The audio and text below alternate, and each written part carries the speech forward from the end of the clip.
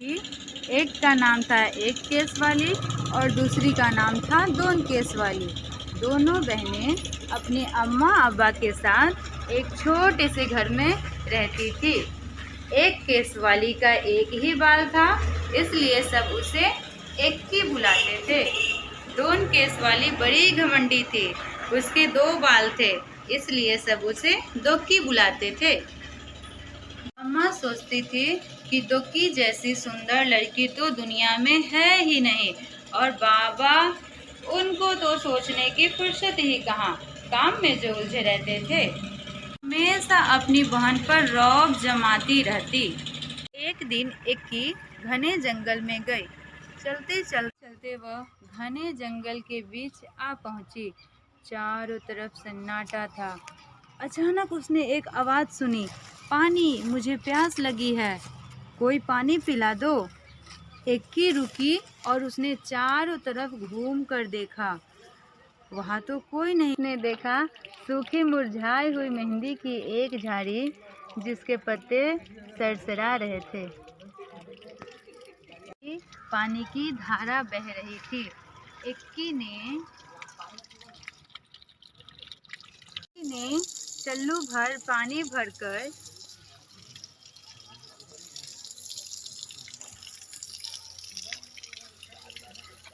एक बार, दो बार, कई बार झाड़ी के ऊपर डाला।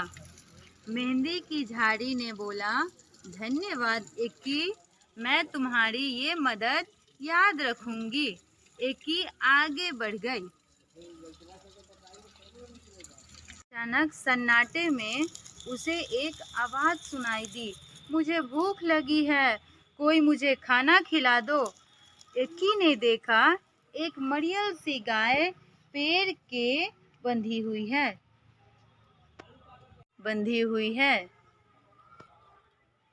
एक्की ने घास फूस इकट्ठी की और गाय को दी। उसके बाद उसने गाय के गले में बंधी रस्सी को खोल दिया।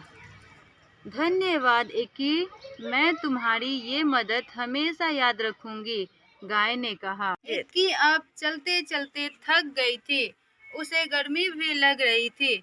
उसे समझ नहीं आ रहा था कि अब वह क्या करे, कहाँ जाए। एक झोपड़ी दिखाई दी।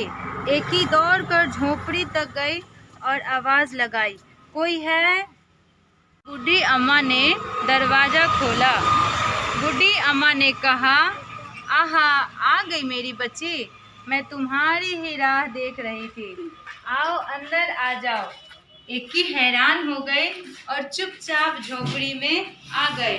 उसे झोपड़ी में आकर बहुत अच्छा लगा। बूढ़ी अम्मा ने कहा, आओ बेटी, तुम्हारे लिए नहाने का पानी तैयार है, पहले अच्छी तरह से तेल लगाओ और उसके बाद नहा लो, फिर हम खाना खाएंगे। एक्की ने शर्माते हुए कहा, नहीं नहीं। अम्मा ने पुचकार कर कहा। एक्की ने शर्माते हुए कहा, नहीं नहीं। अम्मा ने पुचकार कर कहा, अरे नहीं क्या, जैसा मैं कहती हूँ वैसा करो। एक्की ने बूढ़ी अम्मा की बात मान ली।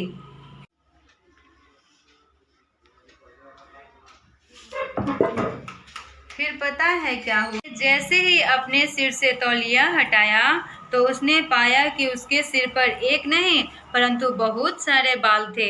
एक्की इतना खुश हुई कि वह खाना ही नहीं खा सकी।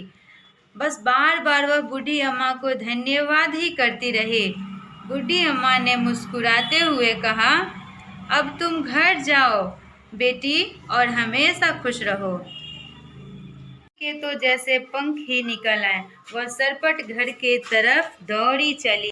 गाय ने मीठा मीठा दूध दिया। झाड़ी ने हाथों पे रचाने के लिए मेहंदी दी।